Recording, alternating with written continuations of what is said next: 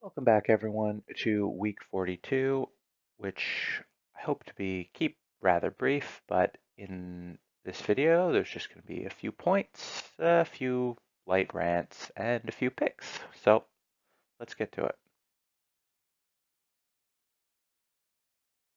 Okay, so let's start with gold. Now, gold itself, the price of the commodity, has consolidated, dipping a little, but considering how extended it is, it's held up rather well so far. Gold equities, on the other hand, are not convinced. They have been moving lower. It looks like they think that there's going to be a retrace in the price of gold, or they started thinking, well, if the safe haven trade for gold is as strong as it is, people might sell off equities anyway, and so is there really a point? Now, I'm thinking that this is partially the case because if you look at the price of what the equities theoretically should or might be trading at if they believe the price of gold at 1500 was a long-term thing, well, I would think it would be higher, or the sector decided it deserves a fundamentally inexpensive valuation. However, if you believe that the historical valuation of gold equities will mean anything ever again, then 1500 is not yet priced into the stocks. Now, um, does this mean that if the equities are pricing in a lower gold price, that if the price of gold goes lower, the equities won't sell off? Well, I'd be skeptical of believing something like that, but either way, if you believe in higher than 1400 long-term gold prices, which I personally do, the equities are inexpensive at this point. Now, I've titled this slide on uranium, Close Only Counts in Horseshoes and Hand Grenades. Now, the uranium price is still unchanged for, what, it must be a month now almost, at least, that it really hasn't moved. And this is fine. We're waiting for the contracting to come back in the market. It's slow. It was never going to be instant. And so this is basically as expected for now. Now, my theory with uranium, why I was willing to buy in, was, well, especially part of it was that uranium wouldn't be much affected by weakening economic conditions. Now, it hasn't been, thus far at least, but the equity prices either think it will be, um, or the owners are just getting frustrated or giving up, or you know, URA ETF falling apart, dumping shares on the market. Whatever it's been, people have been selling the equities. Maybe they just don't care about the uranium anymore. That's completely possible. So while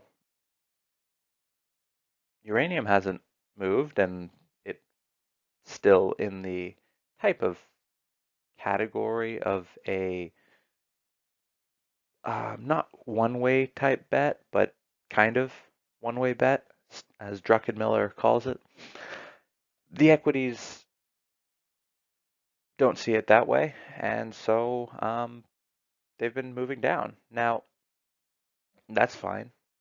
Eventually, the fundamentals will take over and the price of uranium will go to where it needs to go, and we'll see how the equities perform.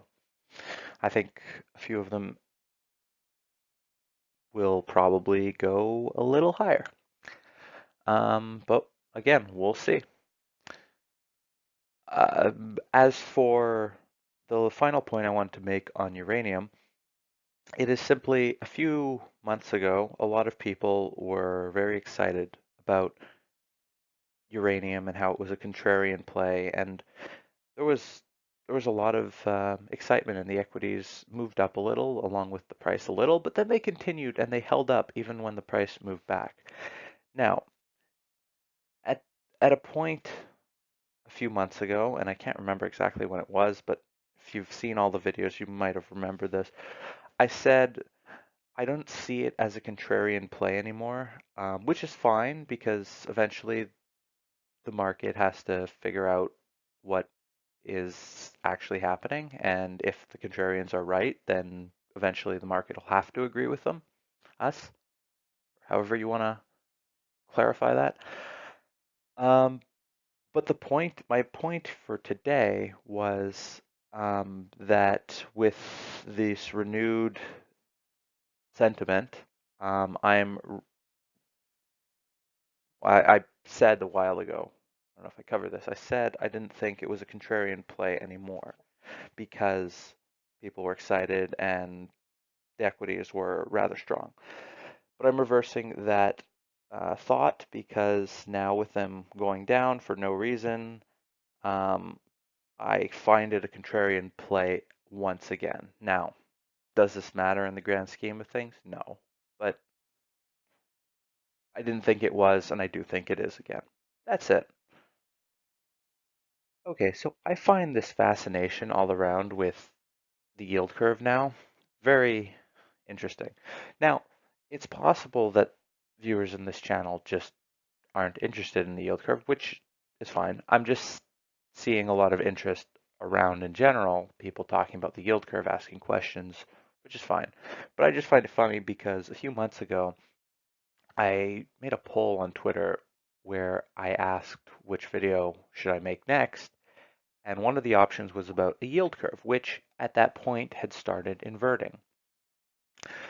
I think it got like 0 votes or like one, but it was last on the poll. And that's fine. I mean, I'm don't, it wasn't my top choice either, but I thought it was interesting at that time because, as I said, it started inverting. But now the interest in the yield curve seems to be up there, at least in places that I've seen. And so I just thought I'd make a quick comment about what the newly inverted or close to inverting yield curve means. Yes, it's not a sign of economic health. Yes, it often precedes a recession, but it does not mean that we are in recession or guarantee a recession. In fact, often the yield curve will steepen once the recession has actually started, so it's not inverted yield curve does not mean recession. And the only other point that I would like to make in this video at least about a yield curve and a recession is a recession does not mean market crash. They can come together, but they're not synonymous. And on the subject of market crashes, though, there's a few things that annoy me and that I've seen, and I just wanted to address them. Predicting a market crash is rather pointless. You can predict economic weakness and you could predict what some equities might do to an extent, but predicting a crash is something completely different. Um, the economy could be all right and the market could crash, and the economy could be a disaster and the market could not crash. So they're not the same thing. But if you want to predict a crash, that's perfectly fine. I don't have any problems with that. Have cash and whatever, do what you want to do. But just be aware that there will be some opportunities in the meantime that you may miss. And if you're okay with that, that's fine. You don't have to be in the market. You don't have to be long. You could be short, whatever. But there's some people that predict a crash for years on end and eventually they're right. But market more than doubles in the meantime. So if it crashes 50%, their net, would have been up if they hadn't. But that's not the point. Point is, you can predict a crash if you want, but I think the best is to be at least a little invested and, eventually the market will crash. It will. But in the meantime, stuff to consider. The other thing is, what is a crash? Well, if we're off 5%, 6%, 7% from an all-time high and the market may be down 3% in a day, that's not we're crashing moment. I've seen people act like it is, but that's one of the things that kind of annoys me. If we're down more than 25%, maybe we can debate if the market's crashing. If we're down more than 40%, I'll give you, okay, you could say it's crashed. But honestly, that's semantics. The point is just buy cheap stocks that you want to own, and the market will do what it does. You can't always run investments on sentiment. And my thoughts on energy for the week. It remains weak with the macro. Now, the way things are lining up, it seems to me, and we're still a ways away from that, it looks like we may have, if there is some type of recession, it looks like the next cycle, because again, the world will go on. It looks like the next cycle might be an energy cycle just based on the point we are now and the way it might have to start. Because at some point in the future, there will have to be some investment in energy, even oil. There will have to be investment in uranium. So we're getting to a point where both are really cheap. So if things start moving in the right direction after a refresh in investor interests, they can get to a point where people have a renewed interest just because the equities are going up to catch up to the fundamentals, and then the fundamentals start to improve and we move forward. But this is a speculation on a long-term shift in sentiment. Could absolutely be wrong, but there's a lot of investment that needs to go into energy, and I prefer needs to than can investments. So that's why I am thinking about this. I don't have any real exposure to oil. I have exposure to energy in the form of uranium, but the cracks continue in oil, and we'll see how that goes longer term. I think it could still get worse before it gets better, but I don't have. They do look, many equities do look cheap at this point. Okay, so a few updates and slash picks. We'll start with Lucara, which had operationally a really good quarter, but the pricing was rather poor in diamonds. Mix that with large diamond pricing out of India getting rather bad, and they reported, and the stock's getting hit. Now, Clara is moving forward. It's painfully slow at this point in terms of the diamond market is linked to GDP, and it's not going super well right now. Painfully in that I would much rather it be moving faster to get some additional revenue, but that does not seem to be happening at the speed which it would be preferred. That being said, by the end of the year, they hope to have third parties on board, so that'll be hopefully an additional source of revenue. The quantity remains unseen. The chart doesn't look good for Lucara, but if this goes as I think it will, eventually this will have looked like a great price, but for the time being, it looks like it's going lower. Just thought I'd point that out here, just in terms of an update. Also, the expected deficit in, I think diamond market is going into deficit either 19 or 20, probably 20 at this point. And that might have been or will be extended a little bit if the global economic growth isn't as it should be, or was projected to be rather than should be. So that could be an extended period of not necessarily rising prices in diamonds, but longer term, again, really like that market as a place to be, but we'll see how that goes. That's Alana Lucara, but on to the next, which is adding a little to Bed Bath & Beyond at 750. Now they have about enough cash at this point to, if they wanted to, buy back every single share. Of course, that's not how it'll go, but at this point, the profitable retail equity is starting to look very cheap. Again, well, it's looked very cheap for a while, but has reached a point where it's rather ridiculous. In my view, could get cheaper.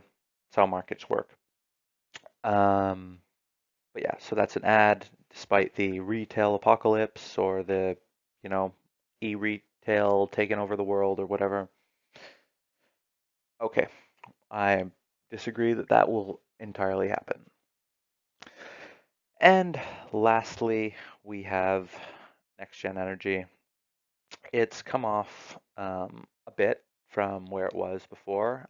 It's still rather early days with that, and as I've said a few weeks ago, I expect this is one that's kind of going to slide until it's not sliding anymore. And so that could make its way downwards. Now, it has seemingly outperformed Fission, but been outperformed by Denison in terms of the big three. And this is just me seeming to remember things. This is not, I haven't charted this, but, and I think, based on where the prices were, that's kind of been justified. I don't know, and this is pure speculation in this. I would think that it might be possible that if this outperformance of next gen over fission were to continue for indefinitely, at some point, I would think it might make sense for next gen to potentially take out fission in terms of an all equity deal. Now, I don't know if that'll happen, but I would think that on this current trajectory, if it continues for too long, that might make sense. But again, no one likes to issue a whole bunch of equity in terms of a deal, especially your project, theirs less. So, but that's just one of two bottom of the cycle type takeouts that I've been thinking could happen. The other being in Namibia. But yeah, so I have no skin in the purchase E side of either of the equity takeouts that I was thinking of, but just things that might make sense and pure speculation, as I'm saying. Probably won't happen. So yeah, that's it for the picks for this week. Big ramble here, but yeah, hope you enjoyed. And that's it for this video today. Hope you enjoyed, and I will catch you next time. Until then, have a great day. As always, everyone, please do your own research before making any investment decisions. This channel shall not be liable for any losses incurred from investment decisions made as a result of information obtained on this channel. Good luck with your investments. I'll catch you next time.